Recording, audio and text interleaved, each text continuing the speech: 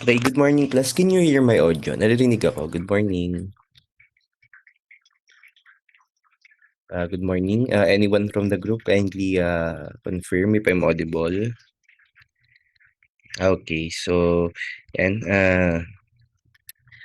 Okay, so medyo ano tayo nakapag-start yung yung alarm may supposed to be alarm hindi siya nag-alert, but despite that ano tayo we're so without any further ado we are going to to begin. So to the class representative, kindly monitor na lang if there is any absent among the group and inform me later. So I'll be sharing my screen na so that we can begin.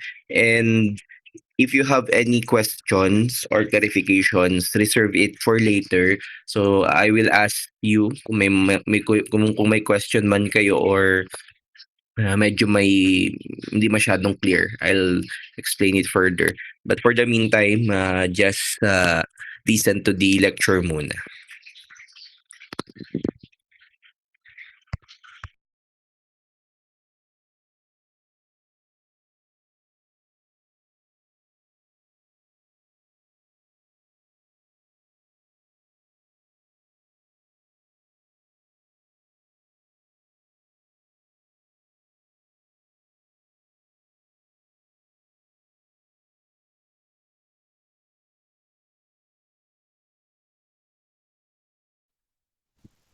Okay, so good day, class.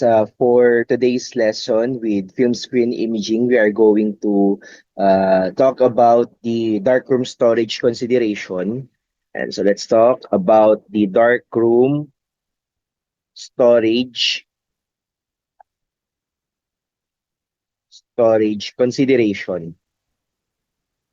considerations along with the accessories. Yan, at yung mga important accessories natin. Okay, so first, let's have the handling and storage consideration. And so yung ating handling and storage.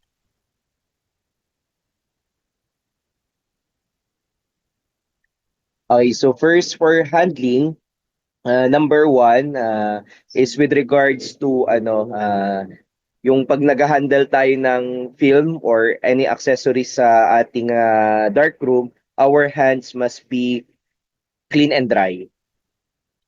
And clean and dry without any moisturizers or yung mga creams yan, moisturizers or cream. Like pag nagawa kasi tayo ng film, yung mga lotions or mga moisturizer na nasa balat natin, even the oils of our hand nga can damage the sensitive layer of the film, which is the emulsion. As much as possible, it must be cool, clean and dry. And then for other parameters, under this one is the temperature. And I think na pasadahan natin to before pero anuhan lang natin ng reviewin lang natin and dagdagan natin ng some details. So for the temperature, yung temperature dapat na ideal for the storage of the film. And so darkroom storage of this is intended for the film para ma-maximize yung lifespan ng ating X-ray film kasi yung X-ray film na expired. So na hindi na sila ideal na gamitin for diagnostic imaging. Hindi na maganda yung mapuproduce nilang image kahit okay pa yung mga gagawin mong procedure sa factors. So, yan. Kaya dapat maprolong natin yung lifespan nila. Okay, for the temperature, the temperature of the dark room should be around 10 degrees Celsius to 21 degrees Celsius, or that is around 50 to 70 degrees Fahrenheit. Yan. So etong temperature na to is quite ideal para mapahaba yung storage capacity ng ating X-ray film. Okay, so yung darkroom din kasi doon ini-stockpile yung ating mga X-ray film. Okay, so yung temperature na to, pag masyadong mataas, let's say you exceeded from 50, pag masyadong mataas yung temperature, it could result into fog. Ay, masyadong magkakaroon ng shades, ng darker shades yung ating film na kahit hindi pa siya na-expose sa radiation for imaging. Pagka naman masyadong mababa, it would result to static artifact. Yan, yung magka-clump yung mga electrons. Yan, kapag masyadong malamig yung darkroom natin, magkakaroon ng build-up kasi ng static electricity that can create yung appearance ng static electricity artifact like yung mga yung parang mga branches ng tree sa film na hindi naman produce ng ating procedure, but because of the artifact, yan nga, static artifact. Okay, so yun, so that's the, just hold on lang.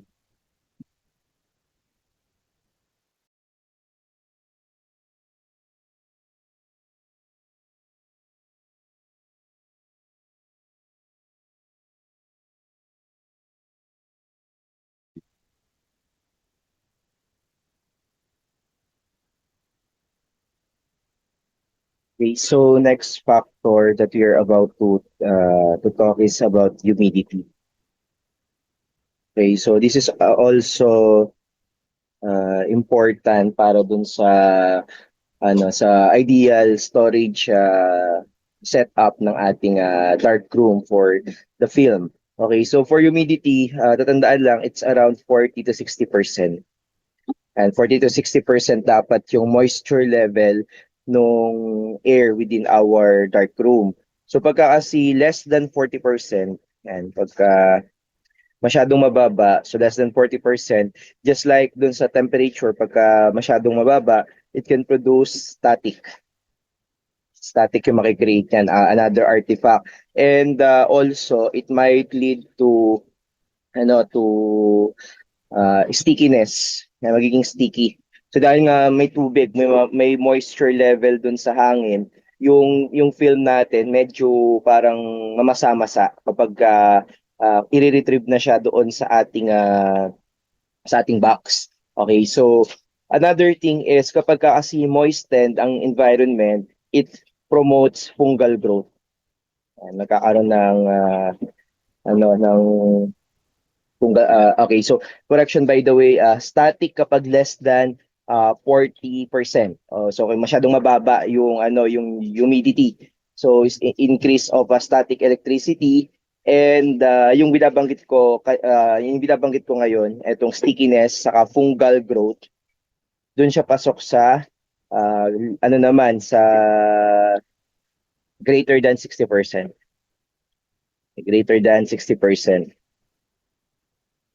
So correction, it should be less than. Yan, less than.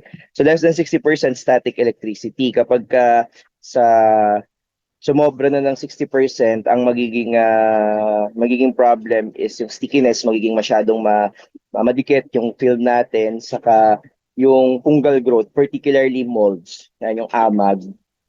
Yan, parang yung mga pader na palaging basa na nahahamugan, inaamag. Yung mga walls na gawa sa kahoy, inaamag sila kapag palaging nahahamugan o nababasa.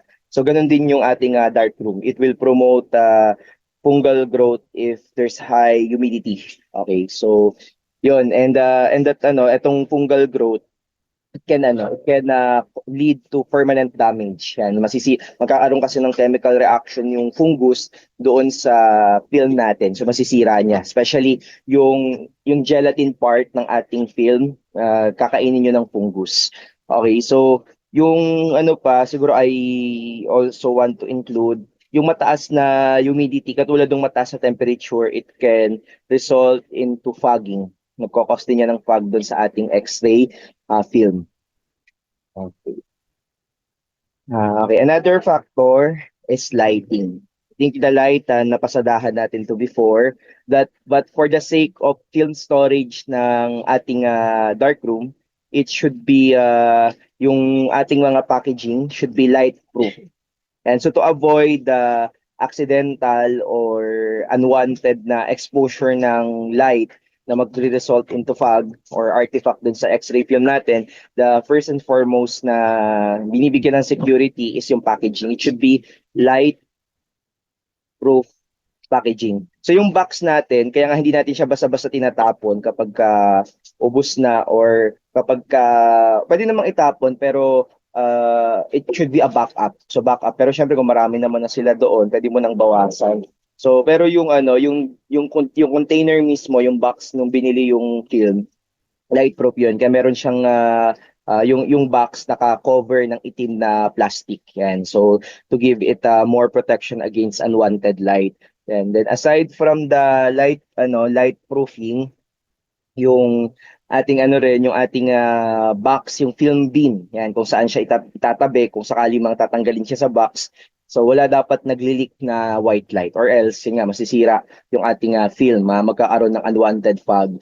Then another thing for the light, for the sake of the film handling and storage, yung ating safe light.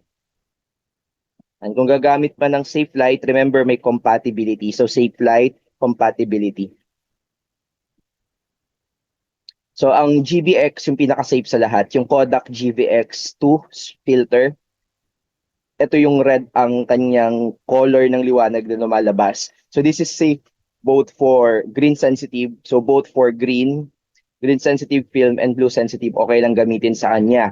Yan yung mga orthochromatic film. Pero kapag let's say for instance, ang gamit na filter is yung Kodak Raten. So yung Raten Series 6B. Yan, Series 6B. Pang blue sensitive lang to. Hindi mo siya pwedeng gamitin sa mga orthochromatic film, magpo-cause siya ng fog. And as I mentioned last time, meron tong proper na distance sa loading bench natin. Kung wall mounted dyan, at least 1 to 2 meters or 4 feet. And 4 feet siya dapat.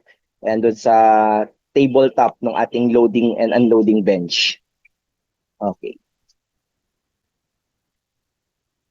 Okay, then for ano natin, next thing syempre radiation shielding. And radiation shielding. So kung ano to, kung kahoy, it should be lead line by at least 1.5 millimeter and millimeter of lead. Yun dapat yung kapal ng lead na naka nandun sa may wall na adjacent to the X-ray examination room. O kung ano naman, kung hindi naman LED kasi nga medyo magastos yung yung pagbili ng LED, they resort to make it concrete. So konkreto nilang ginagawa. Ang thickness ng concrete, so ang concrete is around 6 inches, ganyan siya kakapal. Para i-secure na hindi makakatagos yung radiation dun sa area ng mga film natin. So usually ito yung room na na adjacent dun sa X-ray machine. And then lead lined, and for the actual container, yan yung cabinet. So ilalagay man sa cabinet yung mga hindi pa ginagamit na film box. So yung mga cabinet should be lead lined as well, and to add extra protection. And then siguro also yung isa sa mga nagiging errors noon, yung mga radioactive materials like yung ginagamit sa mga nuclear medicine facilities, you should put it away doon sa ating sa dark room. So hindi dapat nakatabi ang dark room kung saan nire-receive yung mga radioactive materials like yung mga pharmaceuticals na ginagamit sa nuclear medicine. So hindi siya dapat naka-design or nakapwesto malapit doon, or else yung malakas na gamma energy, kung may maglilikma na gamma, ma-expose yung mga film natin. Okay, so next factor is in terms of pressure. Okay, yung tinutukoy na pressure dito is yung storage pressure, na dapat yung film should be vertically stored. Pag sinabi nating vertically stored, yung mga film natin dapat magkakatabi sila na parang libro. Parang yung mga libro sa library na hindi sila pinagpapatong-patong. Pagka kasi horizontally on stack, yan, yung pinagpatong-patong sila, yung bigat ng mga nasa ibabaw magki-create ng mataas na pressure sa nasa ilalim, and that would result into unwanted density. Magko-cause ng pressure marks, artifact yon. So kaya ang ginagawa natin kapag ini-stored natin yung X-ray film boxes on their shorter end, and so nasa vertically standing to avoid pressure from their weight na nagbi-build up. Okay, so and then Another thing siguro for pressure kapag nag-handle, it should be dapat dahan-dahan. Yan kapag ka mag-handle tayo, yung kukuha ka ng retrieving retrieving film from the box, it should be not a very not fast, yung smooth smooth retrieval. It should be smooth na hindi makikiskis ng mabilisan yung mga film sa isa't isa because that could result into static artifact static artifact. And as well kapag ka nahawakan mo na, nakuha mo na, you should avoid bending. Pagka kasi na bend yung X-ray film, yung area kung saan siya natupi or nag-kink, yan, na mag-ano rin yun, magpuput din ng pressure. And so avoid bending, kaya careful handling. So bending, crimping, yan, natupi yung ating, or much worse, nadiinan ng kamay mo, ng daliri mo, kaya nag-cause ng scratches. And so that is also result of pressure nung kamay sa nung daliri mo dun sa film. Okay, so now let's go to and some of the important accessories for film handling. And so some accessories for film handling.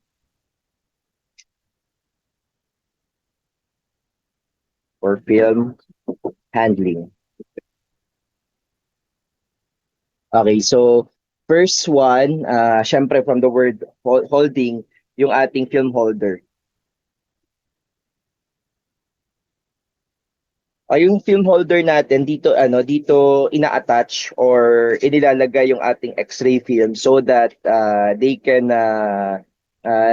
be retrieved pagka ilulubog na sa chemical. So parang instead na malubog yung daliri mo, yung mga kamay mo dun sa mga chemicals, mga processing solutions, ilalagay natin sa hangers yung ating X-ray film so that yun yung mamimaintain niya yung hindi didikit sa walls ng containers, ng chemicals or nung ating yung processing tanks, hindi siya dumidikit doon kasi pag dumidikit as itataas mo, possible na magasgas yung X-ray film. Kaya nilagay natin sa film holder to avoid scratches as well as hindi siya malukot-lukot or matupi-tupi habang nilulubog sa chemical. And these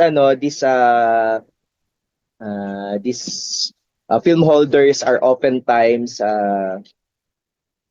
and yung mga film holders natin. Okay, so I'm referring pala to film hanger. So film hanger yung sinasabi ko. So yung film hanger yon yung kanina. So film holder pertains to anything that can be used to hold or support. Yan. So that can provide support. And pwede siya mag-provide ng support and protection.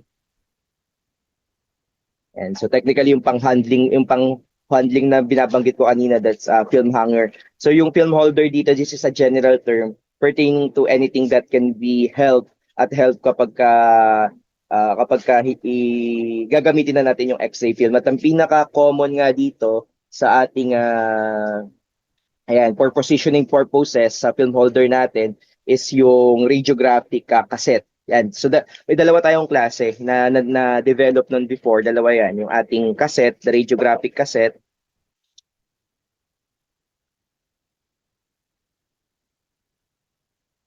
Yan, so the radiographic cassette and yung ating yung cardboard holder. Yung cardboard holder, hindi na to masyadong ginagamit ngayon. Ito yung literal na parang karton. So parang karton lang yung ginagamit na pang-hold ng film. This is a light tight. So light tight rigid cardboard. So literal na karton siya. So oftentimes ginagamit itong cardboard dun sa mga lumang mobile radiography. Also in some cases yung mga dental examination. Literal na karton yung cardboard. So siya medyo manipis lang saka hindi siya ganun kabigat. So light tight din siya. So it can prevent yung exposure sa white light but hindi siya kasing tibay ng traditional na cassette na sturdy, matigas yung kanyang surface. Okay, so syempre yung cassette natin, ito yung up to the present ginagamit natin siya. So light tight containers din. Pag sinabi nating light tight, And pag sinabi nating light tight, light proof, hindi siya basta-basta napapasukan ng liwanag na unwanted na makakasira dun sa image ng X-ray na na-create. Okay, so ayan, yung cassette natin is meron siyang mga important na parts. So since na yung cassette na yung nowadays na ginagamit natin, pag-usapan natin yung ng quickly the important parts of the radiographic cassette. So yung radiographic cassette natin, meron siyang front and back cover. So let's say ito yung cassette natin. And so meron siyang front cover. So may front cover 'yan. And tapos meron tayong back cover. Okay, si front cover usually made of bakelite material. Kapag sinabi nating bakelite materials, low attenuating sa X-ray. So low attenuation. Pagka tumama yung radiation, hindi niya halos mapapahina. So it is intended na yun yung tube side, yun yung nakatapat sa X-ray tube para pagka dumating yung X-ray, hindi niya masyadong ma-attenuate, matatagos lang yung radiation, marireach niya yung film na nasa gitna. So let's say ito yung X-ray film, dyan natin yung region ng X-ray film. So ang in contact dun sa X-ray film natin is the intensifying screen. Yan na kasi yung modern setup, yung film screen combination. So meron tayong front screen, meron din tayong back screen. May IS din dito or intensifying screen. So yan yung usual na setup nun. So kung yung front is naka-bakelite or low attenuation, yung back naman is high attenuation. Gawa sila ng mga heavy metals. Yan, yung mga heavy metals natin. Yan, yung heavy metals na to is quite intended in order to avoid backscattered and backscattered radiation. Yan, na kapag ka na-produce yung scattered radiation dito, hindi na sila makakabalik and may expose pa yung film causing yung ating mga artifacts or fogging. Yan. So yan yung common na parts ng ating intensifying screen. Siguro one important thing to mention and for the sake of the radiographic cassette, so radiographic cassette as well is light tight, as well as dapat yung radiographic cassette should maintain film screen contact.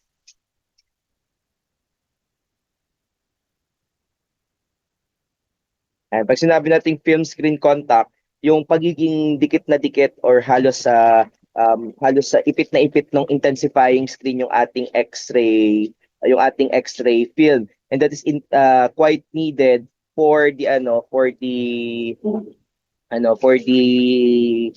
image to be sharp, or else kapag pangit tong film screen contact, magiging blurred yung image natin, magiging magkakaroon ng distorted yung image. Kaya kailangan may usually sa front cover meron pa ditong felt pad.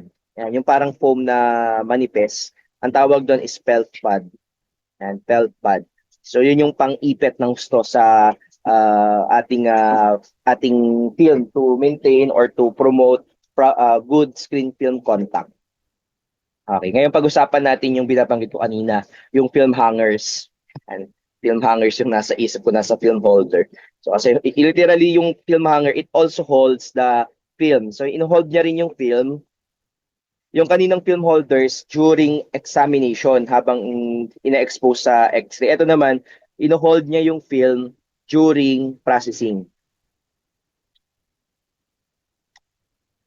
And during processing habang nilulubog sa chemical. Especially ginagamit siya for manual mode of processing. Okay, so yung mga types ng natin, yung pinaka-common na type ng film hanger is clip type. So pag sinabi nating clip type, literal na iniipit. Yan, so kiniklip sa corners. And so may apat sa four corners, doon siya iniipit, or yung iba neto yung parang lang, yung parang literal na ipit ng damit. Yung iba naman yung clip niya is binubutas, ibubutas dun sa apat na edges ng ating X-ray film para banat siya kapag ilulubog, hindi matutupi-tupi.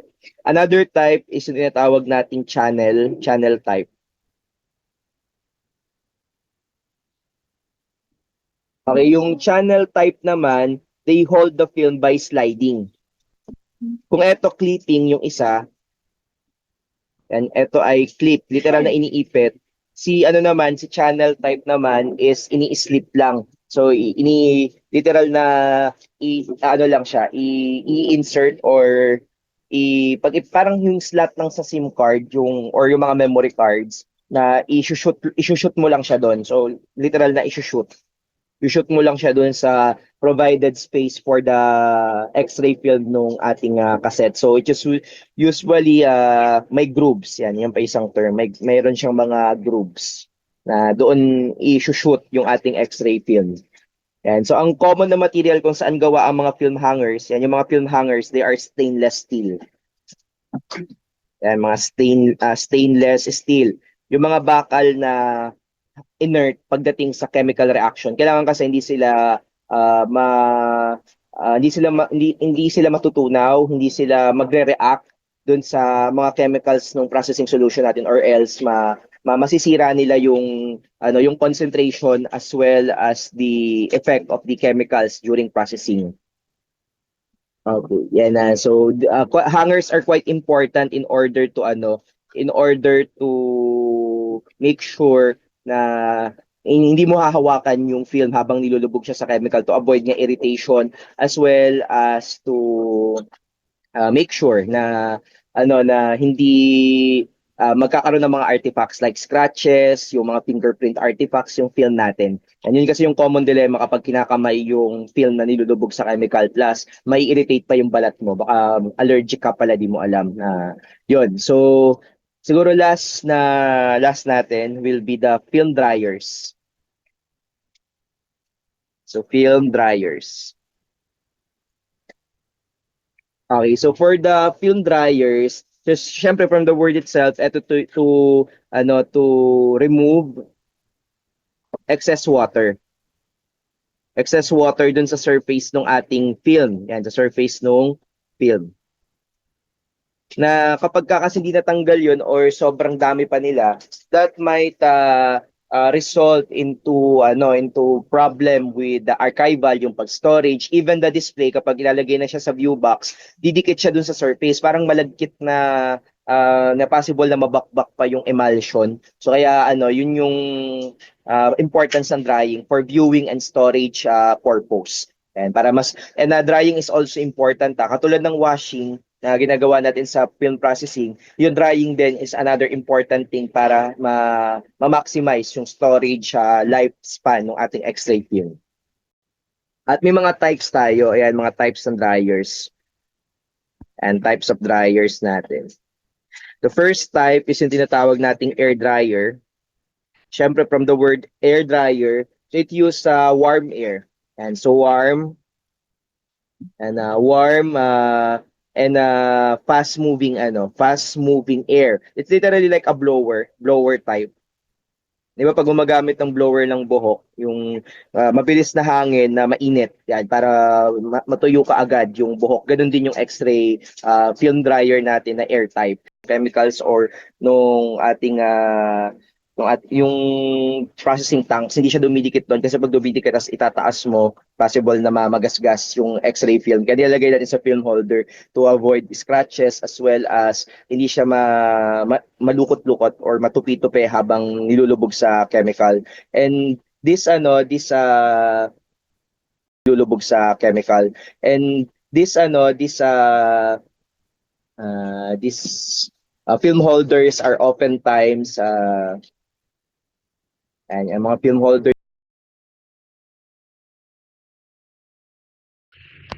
Hello class, may I verify if tama yung yung resumption niya kasi based dun sa kanina parang bigla siyang nag-black screen.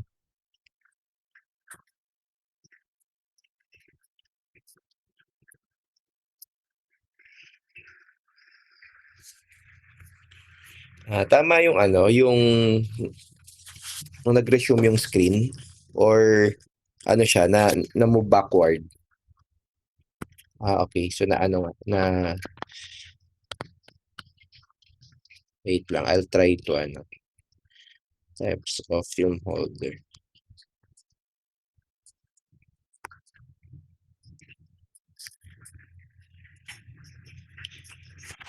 Types of dryers na.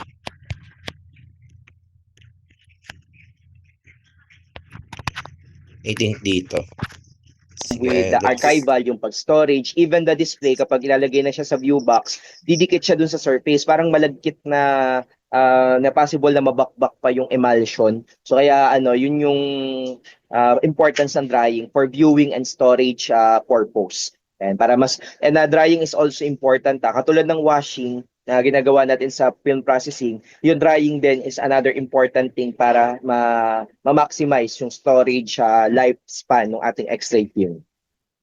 At may mga types tayo, ayan, mga types ng dryers and types of dryers natin. The first type is yung tinatawag nating air dryer. Siyempre from the word air dryer, so it use warm air. And so warm and fast moving air. It's literally like a blower type.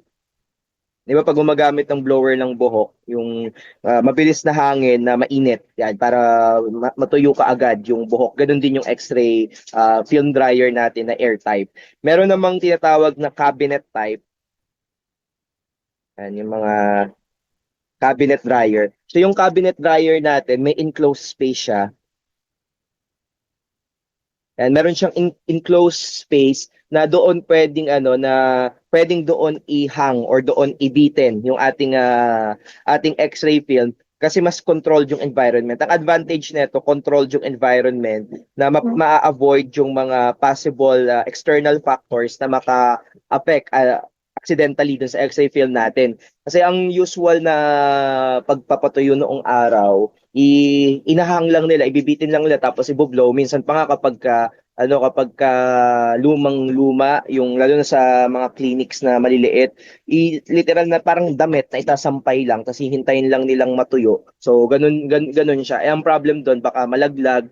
So pag nalaglag, mapuputikan or maaalikabukan. So masisira yung image or other external forces ng environment vulnerable yung ating film. So instead na i-view na lang sana, nasira pa yung image. Kaya sa ano no na-invento nila tong cabinet na controlled yung environment.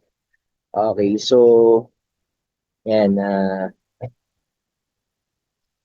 okay, so ang pinaka ano dito, yung pinaka siguro yung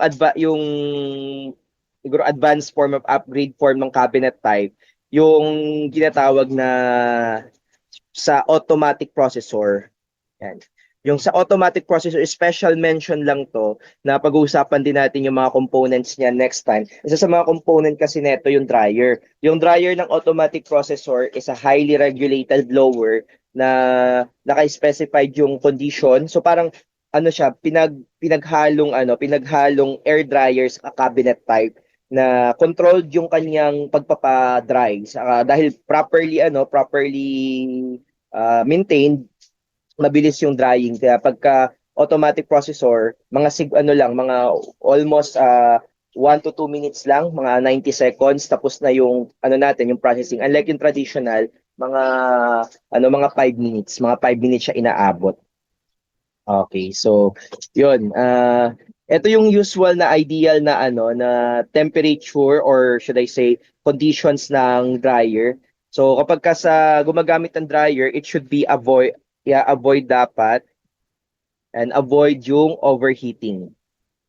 And avoid the overheating. Kasi kapag ka nagkakaroon ng overheating, it would result into warping of the image. So ang magiging result nito kapag masyadong mataas yung temperature ng dryer, magwa-warp.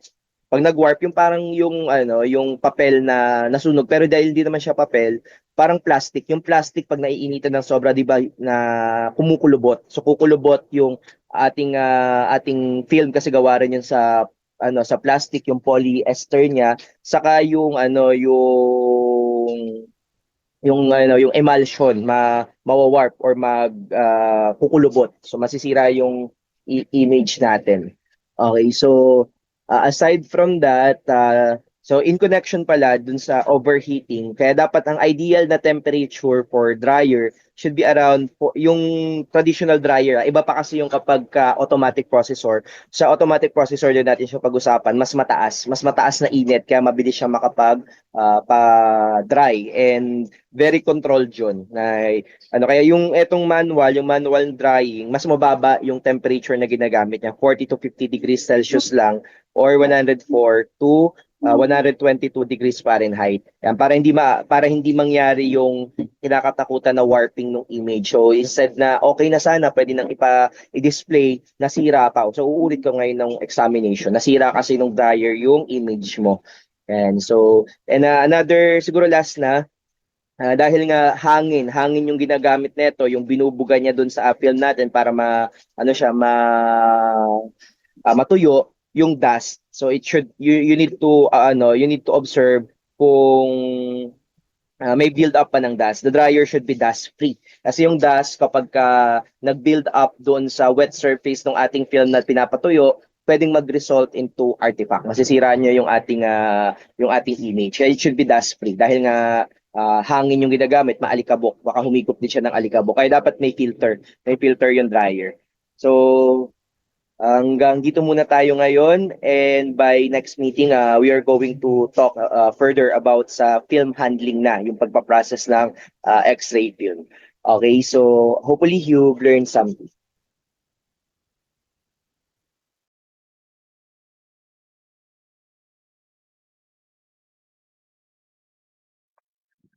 Class, do you have any question or clarification? Meron kayong gustong itanong about the topic that was discussed?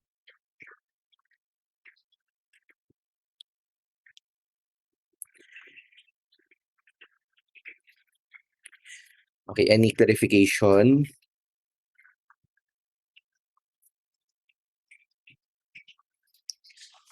Okay, so if there's none, I'll be giving you the time na. So let's call it a day for now. And kindly standby na lang sa GC for my further announcement. So later I'll be posting sa Orange app possibly. So kindly standby na lang sa GC muna natin. So but for the meantime, you have the permission to leave na and have your breakfast. So thank you everyone. Yeah, you may leave the the platform.